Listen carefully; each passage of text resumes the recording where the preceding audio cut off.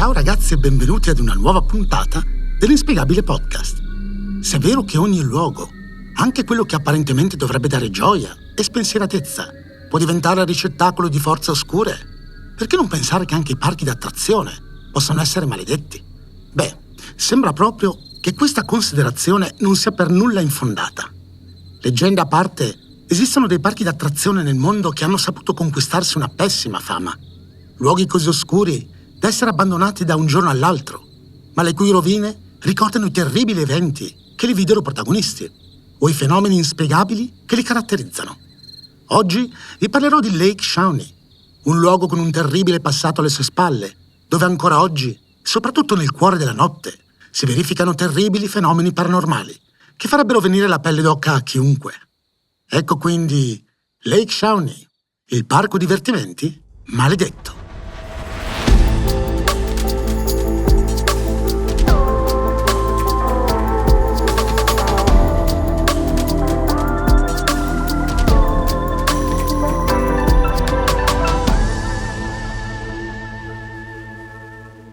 Ci fu un tempo in cui nel parco Lake Shawnee, a Princeton, in West Virginia, regnava l'allegria. Ogni giorno, centinaia di bambini accompagnati dai loro genitori vi si recavano pieni di emozione. Marcavano il cancello d'entrata impazienti all'idea di montare sulle attrazioni, di passare ore e ore di divertimento. Finché un giorno, quella gioia e le risate non finirono per essere ammutolite da un'ombra oscura, quella di una presunta maledizione che avrebbe fatto chiudere le porte del parco per sempre. Numerosissimi programmi di televisione dedicati al paranormale si sono recati a Lake Shawnee per catturare i terribili fenomeni che, a quanto si dice, continuano a verificarsi anche ai giorni nostri, soprattutto nel cuore della notte. Secondo gli esperti parapsicologi che l'hanno studiato, si tratta di uno dei 10 luoghi più infestati al mondo, nonché uno di quelli con la storia più spaventosa alle sue spalle. Ma quali sarebbero le ragioni dell'esistenza di tale maledizione? Beh, in realtà ce ne sono due. Una che ci riporta indietro nel tempo, verso un'altra epoca, più precisamente al 1780, e l'altra da ricercare in tempi un po' più recenti, dal 1966 in poi. Ma procediamo con ordine. Il terribile destino della famiglia Clay. Retrocediamo fino al 1780 e posizioniamoci idealmente nello stesso luogo dove sarebbe stato costruito il parco molti anni dopo. Proprio qui risiedeva una famiglia, i Clay.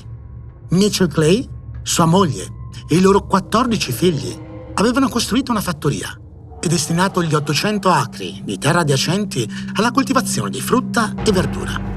Erano una famiglia ben vista nella zona. I prodotti che coltivavano con amore in quel pezzo di terra erano sufficienti per dar da mangiare a tutti gli abitanti del villaggio vicino. Per diversi anni vissero una vita tranquilla, prospera, portando avanti la fattoria in modo esemplare e lavorando duramente la terra. Fino a quando nel 1783 successe qualcosa di inaspettato e terrificante. Alcuni membri di una tribù di nativi americani che vivevano a pochi passi dalla piantagione dei Clay si misero in testa che la terra dove sorgeva la fattoria gli fosse stata sottratta ingiustamente. Secondo loro la presenza della famiglia Clay in quella zona rappresentava una profanazione delle loro terre sacre, fatto che li portò a prendere una decisione drastica. Mentre Mitchell si trovava lontano da casa per partecipare ad una battuta di caccia, si avvicinarono furtivamente alla sua proprietà. Sedute sul prato di fronte al portico, le 2 figlie più piccole della famiglia stavano giocando con le loro bambole di pezza. Presi dalla rabbia e decisi a vendicarsi, i nativi le raggiunsero e le uccisero a sangue freddo. A pochi metri dalla scena del crimine era presente un altro dei figli dei Mitchell, Ezekiel, al quale venne riservato un destino ancora peggiore. I nativi più crudeli e privi di scrupoli pensarono che il monito più efficace per costringere la famiglia Clay a lasciare il terreno una volta per tutte sarebbe stato quello di mostrargli la fine che avrebbero fatto tutti gli altri membri della famiglia se non se ne fossero andati. Così legarono il povero Ezekiel ad un palo di legno e lo bruciarono vivo, a pochi passi dalla porta d'entrata della casa dei Clay. Tornato a casa dalla battuta di caccia, Mitchell fu preso dall'orrore e dalla disperazione. Sua moglie e il resto dei suoi figli erano fuggiti in preda al panico e lì, a pochi passi dalla fattoria, giacevano i corpi dei suoi poveri figli, vittime innocenti della furia di quei selvaggi. Lacerato dal dolore e deciso a vendicare quelle morti, passò al contrattacco. Convocò un gruppo di amici e conoscenti e gli chiese di aiutarlo a fare giustizia. Si recarono al villaggio dove risiedeva la tribù e una volta lì diedero inizio ad un vero e proprio bagno di sangue. Decine di uomini, donne e bambini furono assassinati senza pietà, anche coloro che non avevano avuto nulla a che fare con l'omicidio dei figli di Mitchell Clay. Il risultato fu una doppia ingiustizia: la morte di 3 bambini e quella di un gran numero di innocenti che mai e poi mai avrebbero commesso quei crimini efferati. E si dice che il sangue versato quel giorno penetrò nella terra, instillando al suo interno odio, oscurità e ingiustizia. Il mix perfetto per la nascita di una maledizione. E fu così che la fattoria dei Clay e le terre circostanti vennero abbandonate per moltissimo tempo, almeno fino al 1926, quando un uomo d'affari di nome Sneedow non decise di acquistarle. Sneedow era un visionario. Invece di destinare nuovamente le terre all'agricoltura o a qualsiasi altra attività convenzionale, ebbe un'idea meravigliosa che avrebbe portato una gioia enorme, soprattutto ai piccoli abitanti della cittadina nelle vicinanze. Quel grande terreno sarebbe diventato un parco divertimenti, ma quello che sarebbe successo dopo non se lo sarebbe aspettato nessuno.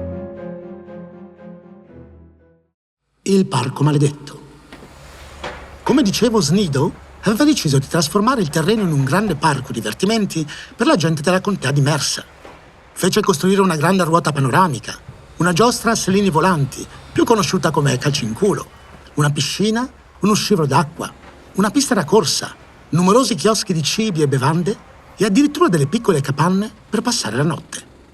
Sebbene modesto rispetto ai parchi di divertimento dei nostri giorni, Lake Shawnee aveva tutto quello che un bambino avesse potuto desiderare per passare una giornata in allegria, fino a quando nel 1966 avvenne il primo tragico incidente. Un grande camion che stava portando rifornimenti ai chioschi di cibi e bevande parcheggiò vicino alla giostra a selini volanti. Forse per semplice distrazione, l'autista si posizionò troppo vicino alla trazione. Una volta messa in moto, i selini della giostra, come ben si sa, si alzano in volo sporgendo parecchio rispetto all'asse centrale. Quando il camion si rimise in moto per allontanarsi dal parco, bastò un piccolo movimento in retromarcia per provocare la tragedia. Uno dei sellini, dove era seduta una ragazzina, si scontrò con la parte posteriore del grande camion. La giostra aveva già raggiunto una tale velocità che l'impatto non lasciò alla giovane nessuna via di scampo. Quella fu la prima morte in sfortunate circostanze avvenuta nel parco, ma non sarebbe passato troppo tempo per assistere alla seconda. Mesi più tardi, un bambino morì annegato nella piscina del parco, seguito da un secondo, a solo poche settimane di distanza. A quanto sembra, entrambi sapevano nuotare molto bene. Che strane circostanze li aveva portati a perdere la vita in quella piscina?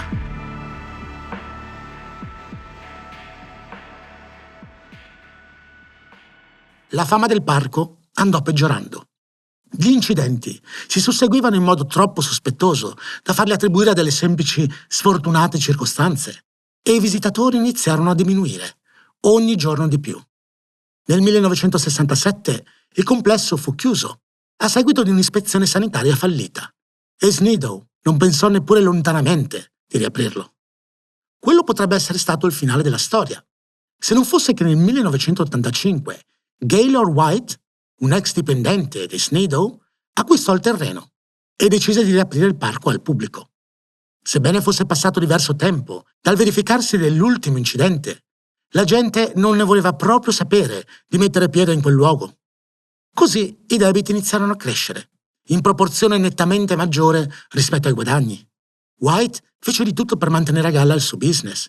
Destinò il parco a tornei di pesca, a gare di nuoto, ma nulla. Tutti i tentativi fallirono miseramente. Poi all'inizio degli anni 90 decise di portare a termine dei lavori di restauro importanti e le squadre di operai che procedettero agli scavi per la costruzione di un nuovo edificio fecero una scoperta inquietante. Dove sorgeva il parco vennero portati alla luce numerosi manufatti di nativi americani che erano finiti sepolti lì prima dell'arrivo dei coloni. Ma non solo. Insieme ai manufatti vi erano numerosi resti di scheletri, per lo più di anziani e bambini.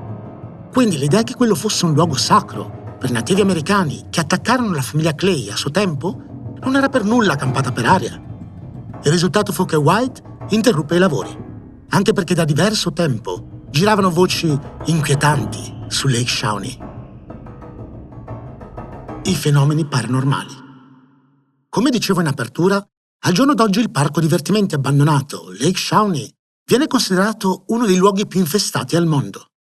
Numerosi parapsicologi e cacciafantasmi hanno rilevato un'intensa attività paranormale nella zona, in particolare psicofonie, inspiegabili cali della temperatura in zone circoscritte accanto alle attrazioni, misteriose voci di bambini che ridono o piangono disperati, il movimento improvviso delle vecchie giostre che ancora oggi, sebbene arrugginite e consumate dal tempo, rimangono lì a testimoniare un passato felice, rovinato dai tragici eventi che si verificarono nel corso del tempo.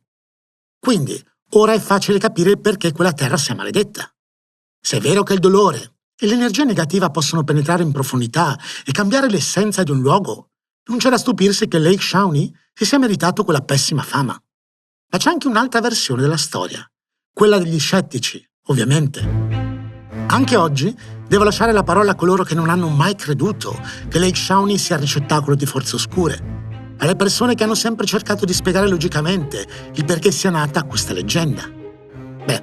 Sembra proprio che il responsabile principale della stessa sia Gaylord White, l'attuale proprietario del terreno. Come dicevo, White cercò in tutti i modi di salvare il parco divertimenti, ma non ci riuscì. Da un lato c'era da considerare che le attrazioni presenti lì erano ormai troppo vecchie per attirare l'attenzione di nuovi visitatori. Negli anni 90 il pubblico chiedeva molto di più da un parco divertimenti.